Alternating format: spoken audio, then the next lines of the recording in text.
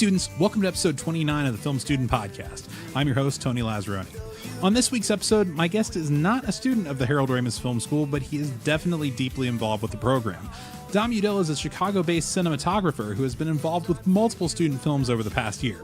I wanted to learn about how he got involved with HRFS and what he hopes to gain from partnering with so many students to help them with their projects. On with the show.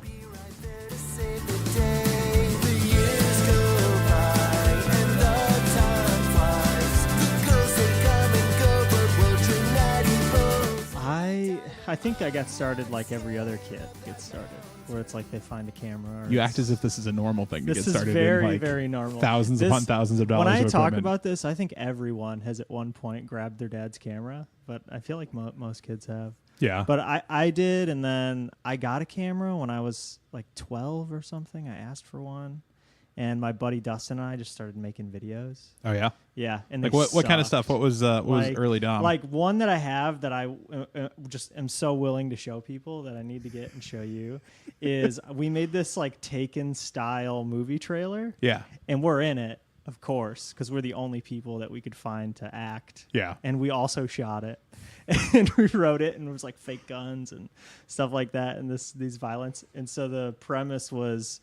My friend Dustin, his family had been kidnapped. Mm-hmm. Mind you, he's like 13. So he's playing as if he had a family. My wife. And so we shot this thing and edited it. And I watch it now and I'm like, oh, wow, I don't know why I did that, but I like that I did that. But it's really funny.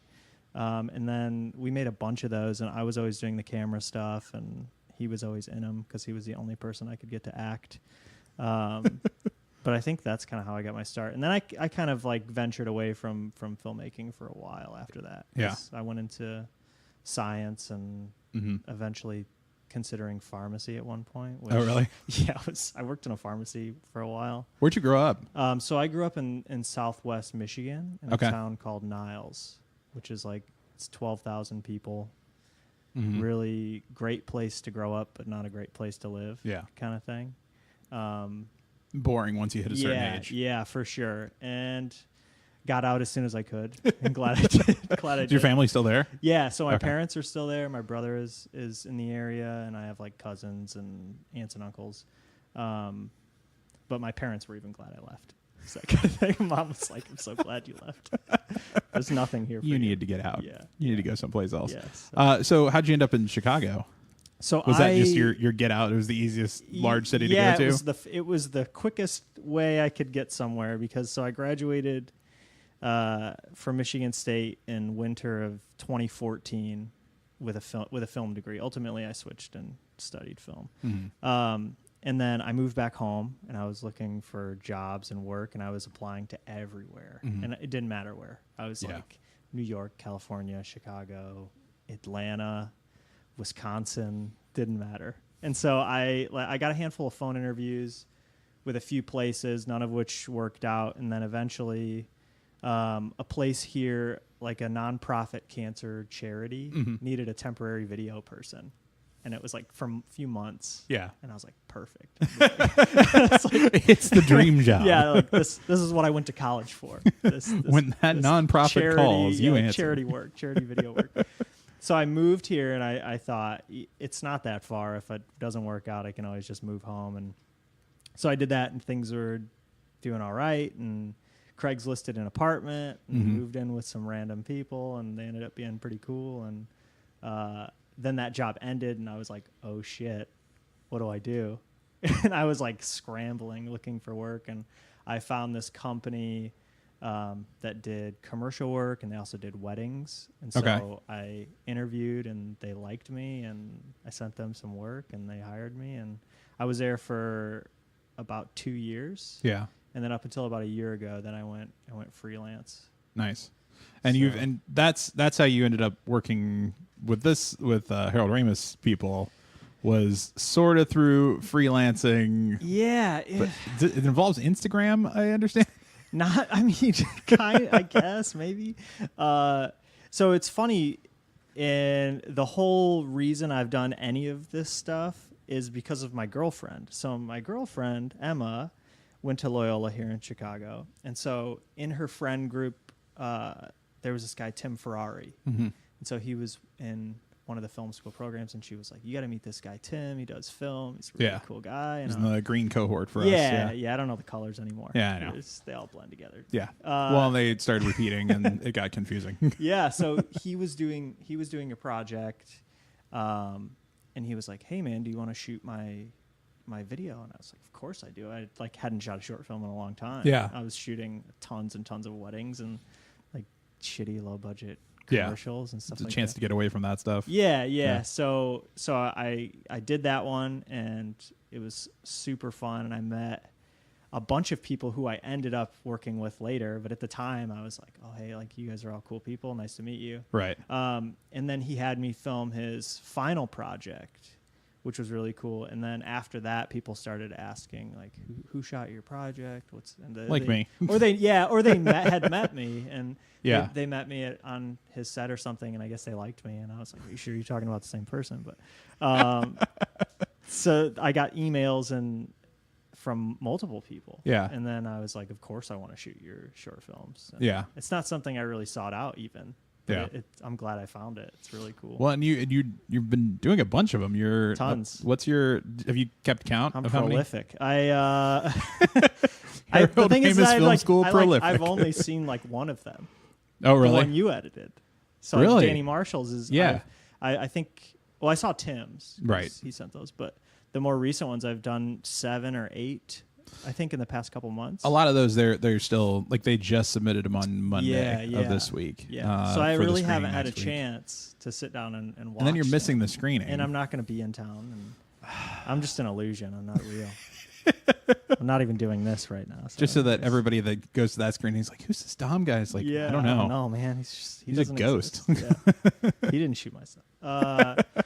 So I've only seen like Danny Marshall's, which was really fun, and I'm really bummed I'm gonna miss seeing everyone's on the big screen and all that. But I'll have to come to another screening. But hopefully, some of them get into festivals and might be a shot through that. It'd be so great. Yeah. I'd love that. Because this crop, I mean, not to take anything away from previous classes. I've seen work from those, and there's been some really excellent stuff from those classes too. But I feel like across the board, this class that's coming out has awesome looking stuff. Yeah. Like there's not any one of them that I'm like, oh, this is kind of half-assed. Like they all seem like they put a lot of time and energy and resources into making good looking stuff.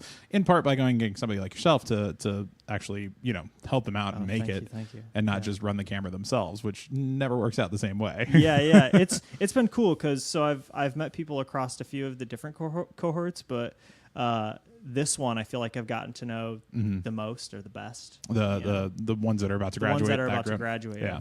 I'm like unofficially a part of their. It'll shift. You'll go to Cyan and Magenta. Yeah. We will. I'm going to be in yours, and I'm sure I'll meet everyone. And we'll co-opt you as much as possible. Yeah, please keep doing that. Well, what's the experience been like on the sets for these? It's been super fun. It's cool. So there's like a couple things, and it's cool to see filmmakers kind of finding their voice, because I think a lot of people coming through this school haven't had a filmmaking voice develop yet, and so you kind of get to witness that, and it's fun to see other people and their styles of directing or writing. But it's also, I was just talking about this the other day with some friends, and I was like, it's so cool to be a part of this specific comedy community, and also really intimidating because you meet these people and they're so funny and so intelligent. Oh. And you're like, wow, this is amazing. They're some of the funniest people I've ever met. I hope that word starts to get out more. Yeah, no, it's really cool. I think Harold Ramis has the school has done a good job at selecting talent in various forms, and everybody's so different at their type of comedy. Or that was their intention, was to bring in, like, they curate the cohorts and try and like put them together so that you get a few people that are different styles, comedic styles, different backgrounds, as far as some people are writers, some people are actors, some people are musicians, some people are. There's a guy in Red, I think it is, that came in drawing comics. Like that's cool. How that was his submission piece, was comics. Like, it's amazing, and it's interesting because everybody's like level of performance and style of performance of comedy is different, and writing and thinking. And like, for example, like Chris Dritzis is, I think he's so funny.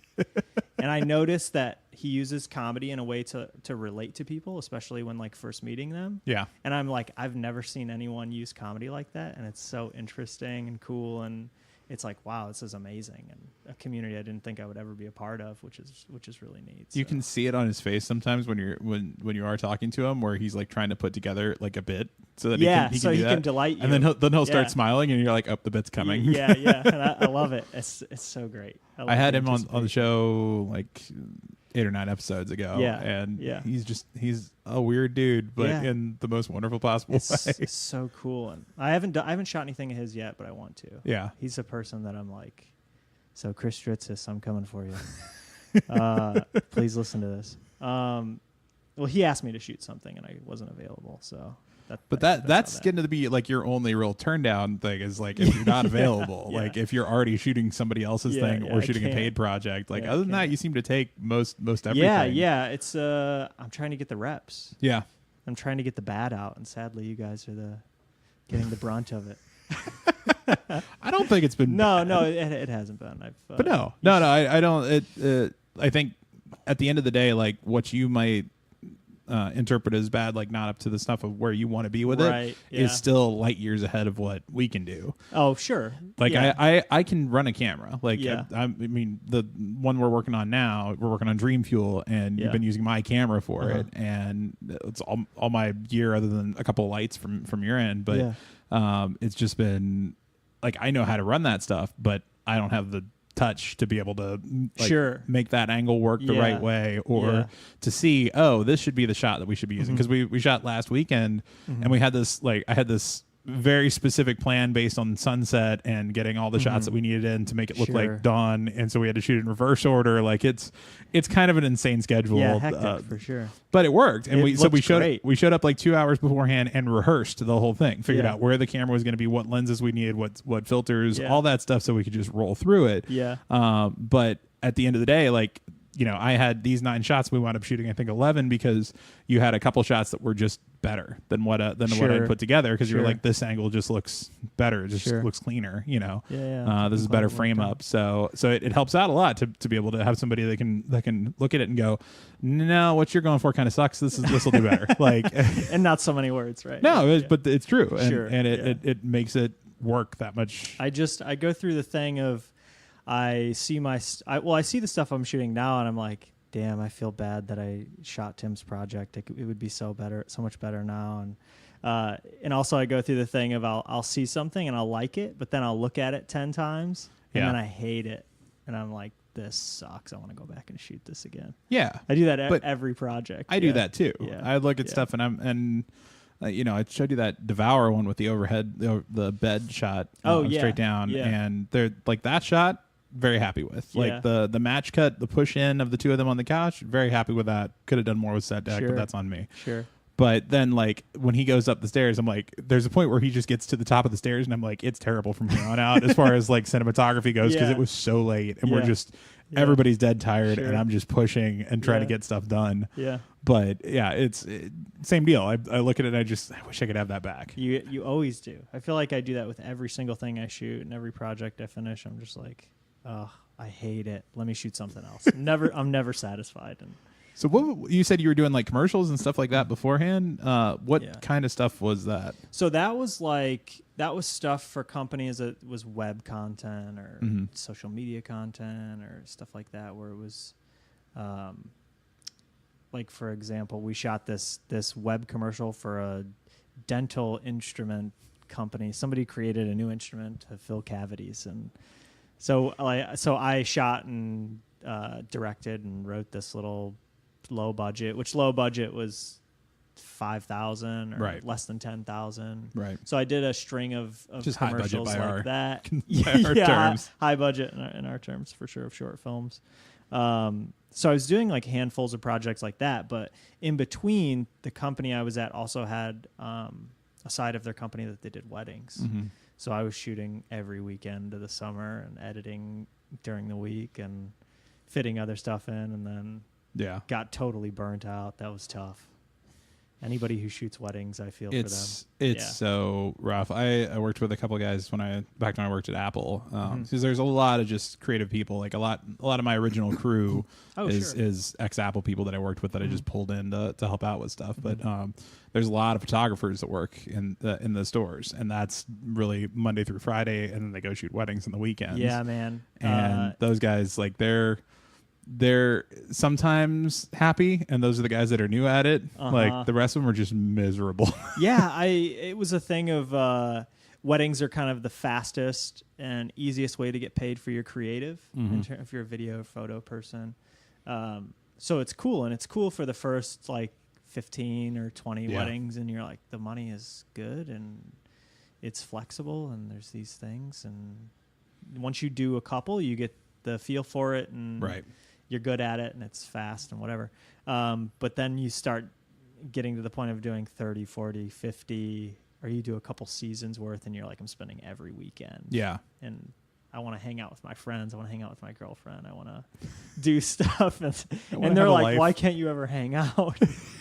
Like, I'm sorry, man. I got to edit this Catholic ceremony. So which are always just so exciting.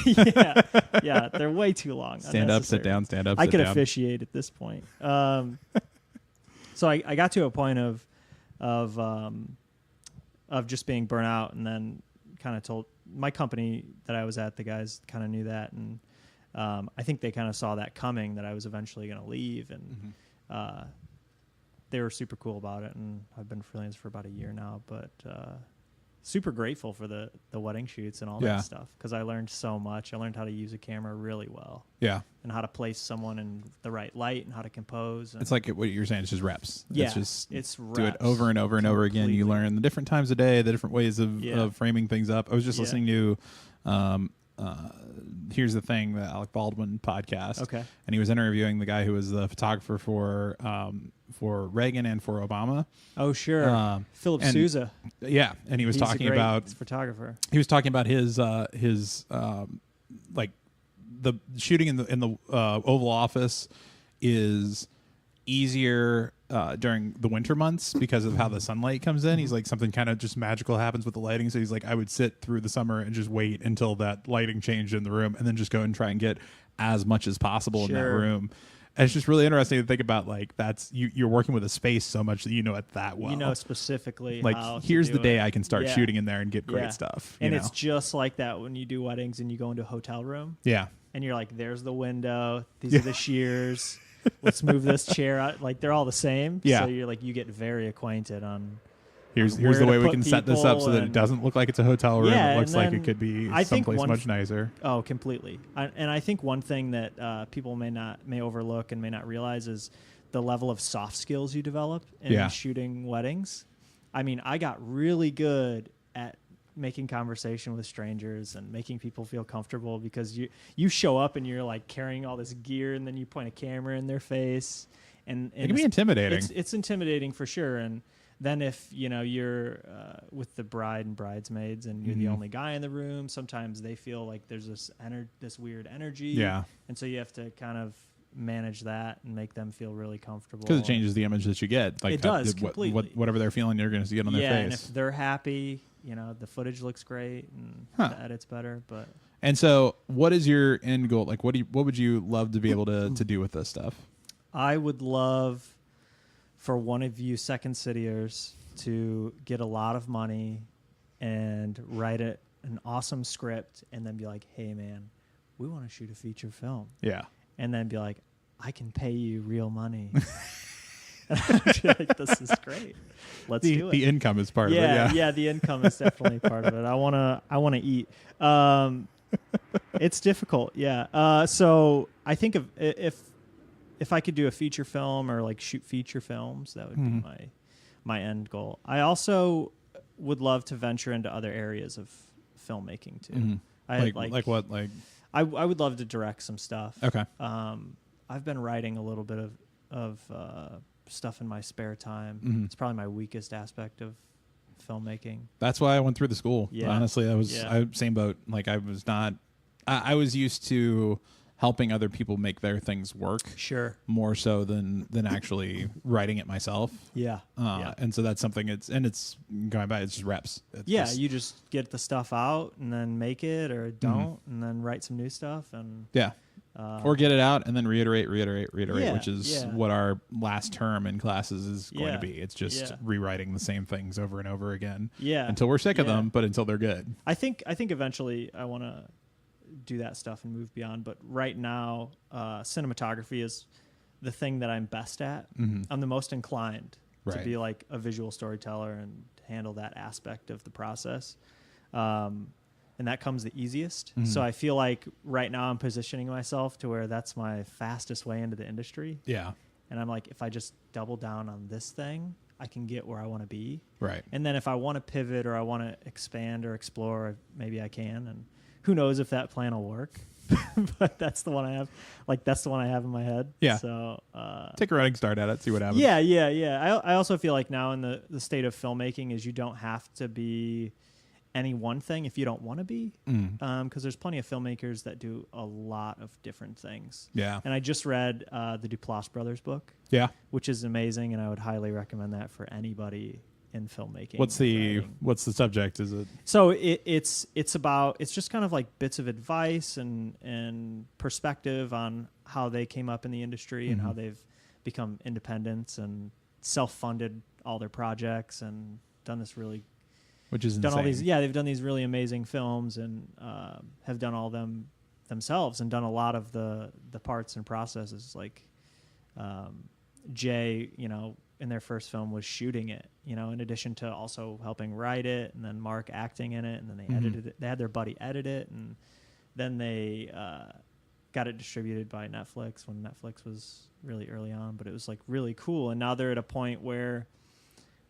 they can pretty much make whatever they want, and people will just buy it, and they can fund it, and they can fund their friends' projects. And it's amazing. And I'm like, that's the dream, to be able to exist. That's the big difference between, obviously between independent and studio, but really even just between non-independent, wannabe filmmakers and independent filmmakers is just money. Yeah, it's just being able to tap into that side of it, and it's kind of like what you're saying, the soft skills side of it. Yeah. Like, you need to be able to raise money if you want to be able to make stuff. You have to be extremely persuasive and convincing, and I don't know. I think as well as talented. That's a part of it to get the money to make it. And another thing is you just have to have the community. Yeah. Because that's the single most important thing I think around filmmaking. Because it's to a point now where we could all get our hands on the gear we need to conceivably make a movie, and we all either own that or can find it. The tools are there. It's just a matter of a matter of getting the bodies and the other talent that you need. And if you have the community, you can ask them and call on them to do that. I think it's amazing too, seeing some of these projects that come out on the other side, and even one, I'm not even necessarily going to say non-talented person, but even one mistake by somebody, turning some portion of their cog of the giant machine of the, the production that you're making. That's all it takes for it to just get ruined. Yeah, completely. It's incredible. I've seen so many of these shorts that it's like one little thing. It's like audio, or it's set deck, or it's the writing's just not quite clean, or something like that. Yeah, and I think you have to be, when you're kind of trying to build your community, it's a thing where you have to be almost sacred about who you let in your circle. And it's like the couple of guys that I work with Anthony Gibson and Zach Green all the time. Yeah. And there's a reason. And I was really sacred about finding those people I wanted to collaborate with. And I was in Chicago for over 2 years before I met those guys and was like, yep, those are the guys I want to work with. Yeah. And then it's just kind of like when you meet someone and and when you know. Right. And so the three of us do everything together. Yeah, we shoot stuff all the time. When I was in DC, I did the same thing. I started out the first film I made. I had 20 people in the writer's room, which was stupid. Just way too much, and nothing got done because I tried to run it as like a democratic process, which then democracy, the biggest fault is that everybody's somewhat unhappy. Like, Yeah. like that's how you reach, consensus on stuff, is it? And so, yeah, it didn't work out well for that. And, eventually started to pare down, but, it was just a reiterative process of doing like 48-hour film festival and just bringing people in, try them out. I always did I would give them the first time just to see if I liked working with them, the second time to see if they could duplicate, and then if they were good after the second time, then I just continue to use them for anything else that they were willing to come back for. And occasionally I would have somebody that would do one or two and then didn't want to do anything more. Cool. It is what it is. Yeah. But I over time just started to find these people that were it's so difficult. Generally reliable. Yeah. It's so difficult too, because it's like you want to find those people that complement your personality, or they're good at the things maybe you're not so good at, and finding those people where you can feel like you can be heard, but also you can hear them out, and you can communicate well and stuff like that. I think that is, if there were any piece of advice I wish someone were to give me a few years ago, is like, find your community of filmmakers, and everything else will kind of start to fall into place for you. Because that's everything. Yeah. And I think that for me anyways, that's what it's been. It's been everything for me. I think it's for anybody. I mean, it makes a big difference once you know the people that you because it is a collaborative art form. Like you're not going to be able to make something on your own. You can helm it on your own, but even that's difficult. Like, one of the things they were talking to us about is like the order in which you hire people into a production. And there's really like 4 people at the top of any production. Like, everybody thinks director. And actually a podcast I was listening to earlier was the Directors Guild. And I can't remember which director it was, but they were talking about how they, directors will unduly receive more of the acclaim or more of the blame, depending on how a film does. Like they kind of take the brunt of it because that it's their name on the piece. But at the end of the day, there's 4 people at the top. I mean, it's them, it's the executive producer, it's the art director, and it's the cinematographer. Like that's your big group that's really choosing how this film looks and feels and rolls. And if you don't have the right group for that, it's never going to turn out great. That's crazy. And so I love seeing these groups that are popping up more and more. I feel like in television and film it's the same group of people like over and over again. It's that Edgar Wright, Nick Frost, Simon Pegg combo for all their work together. It's it's just finding that little niche that you've got. Yeah, once you find those people, it's like you never want to work with anyone else. Yeah, you're like, I found it. Why would I ever go and find someone else? Yeah. So what stuff are you working on right now? Obviously, you're working on Dream Fuel with me for my term 2. So I'm doing that, and then I'm helping Anthony Gibson has a project he's in the process of getting funding for. And he's also applied for the Panavision grant. Oh, nice. And so he has a film about toxic male masculinity and body dysmorphia. And so I'm helping out on that project. And actually, Zach is DPing that project. And so I'm gaffing that project. But we're kind of in the process of figuring out how we're going to do it, where we're going to do it, and stuff like that. But I don't know if he's told you about it or not. You should ask him. I don't know that I've worked with Zach yet. I feel like I've met Anthony multiple times, but I think every project that you and I have ended up on, Zach either wasn't there or wasn't there for that day, or some reason. I don't think we've crossed paths yet. Yeah, but you probably will eventually. I'm sure inevitably. It's going to happen at some point in time. Yeah, but so we're working on that project, or getting that ready. Planning on doing that in October, and we've also shot some stuff on our own, and we're like putting it together, and who knows what we're going to do with that. Like sketch or shorts? Sketch, or? Okay. Yeah. I have some stuff. I love that we're getting the jets going by, because you're going to hear this. There's going to be no way to avoid it, but they're doing the air show down at the harbor. So we're getting just military jets flying over. We're podcasting in a war zone. Yeah, actually. It feels that way, which is also exciting me so much about filming in this apartment later today. I'm hoping that is not going to be a thing. Nightmare. It's like the fireworks last weekend. Always at the worst time. But yeah, so working on that, like various creative projects, and then I'm also doing some corporate video to pay the bills, and that's kind of taking on its own life, which is cool. because I haven't. So it's difficult. I've been running into the situation of doing corporate video and like commercial video, and it's not necessarily a path I want to go down, and I don't necessarily want to operate as a company. Right. But I'm getting people wanting this stuff from other contacts that I've met over the years or whatever. Mm-hmm. And other people are asking, so what's your company? I'm like, I hate telling people I don't have one. Yeah. So I'm kind of being pulled in the direction of maybe creating one. And so myself, Anthony, and Zach are thinking of creating somewhat of a collective. Right. Maybe not necessarily a company, but something where we can aggregate our work and kind of show people and just still operate as freelancers. Right. But that's kind of taking on a life of its own. And I'm also worried that if I get pulled down that path, it's going to pull me away from this creative path.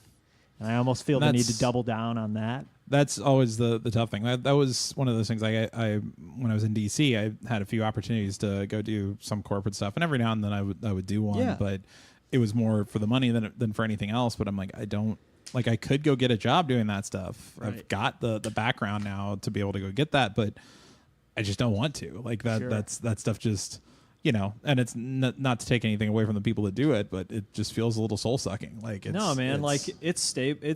good work. It pays well, and turnarounds are usually quick, and the people you work with are usually amazing. Right. But ultimately, I want to be the creative, artistic filmmaker. Yeah. I want to be the artist, not necessarily the businessman. Yeah. And the more I dive down that road of owning, running, operating a business, the more time that's going to take. And so I'm working that out. I'm trying to just tread lightly on that and be like, yes, please keep sending me work, but I'm not knocking on doors, I don't think. Yeah. Not yet. Just let the doors open for I'll you. wait till winter comes, and then I'll be knocking on doors when there's no work. When everything slows down. When everything dries up, and I'm twiddling my thumbs. Well, not for us. We'll be, I'm sure there's some people that are going to be shooting in November. Oh, yeah, for sure. I also have a mini doc that I'm planning on doing this fall. Yeah. What's the subject for that one? So the subject for that is I've been wanting to do this for several years, but I'm finally getting around to planning and discussing it. Is I want to make a mini doc on my dad. And so my dad is this fanatical Notre Dame football fan. Okay. And my hometown is like 15 minutes from the University of Notre Dame in South Bend. So I want to follow him over the course of a season. And he has this garage shrine with this room in there that is nicknamed the Hut. And anybody that knows me or my family knows about the Hut. And it's his shrine to Notre Dame football. And he has all this memorabilia, and he collects autographs and game day programs and stuff. And it's amazing because when you talk to him and you hear him talk about Notre Dame football, you can tell how big of a part of a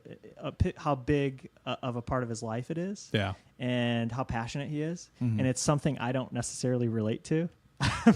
I'm not as big of a super fan as him, and I never will be, but it's just so interesting to me because he'll record the games on the weekend, and then during the week he will watch the games again, kind of like he's watching game film. Yeah. And analyze them and talk about see what he them, can figure out. See what he can figure out, what they did wrong, what they should do.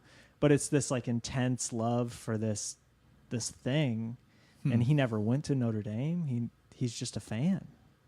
It's like my friend Bruno, who's a diehard Virginia Tech fan. I went to Virginia Tech, but his wife went, but he didn't go there. But he's a like big Hokie fan, and it's just so fun. I find that stuff so fascinating, and like to be so passionate about sports and football and stuff like, because I'm not. Yeah. And I think it would be fun. It'd also just be a fun bonding experience, I feel just, like. Is it a romanticization? I don't know what the word is. I don't know if it will be or what. Or is it I don't know what it's going to be yet. I just know it's going to be. You'll let it come together. Yeah, I'll let it come together, and I'll probably have a ton of footage, but I'm going to interview him, and I'm going to have several days or weeks and whatever. Oh, cool. But I'm just going to go and film and interview and kind of see how he reacts, what he says, what the story is, and maybe something will surface, or maybe it won't. Who knows? Nice. Well, if people want to try and track down your projects, see the stuff that you're working on, where can they find you online, social media? They can find me at www.domudell.com. domudell.com. DOMUDELL.com. Instagram at domudell. This is the nice thing about having your name is that it's unique enough you can get away with all these accounts. I tried to make my website DomU, but I realized that was Domu, which is a apartment rental site. So that didn't work. I'm on Facebook, but not very often. So if you add me, it will probably be weeks before I accept your friend request. No offense, man. No offense to anybody. I'm on Instagram all the time. Yeah, I love Instagram. Well, it's the easiest way to show content that you're making too. Yeah, visual stuff. Yeah. I love Instagram stories, so watch them. Awesome. But yeah, reach out. Feel free. Sounds good. Well, hey man, I appreciate you coming on. Of course. Thanks for having me. Thanks.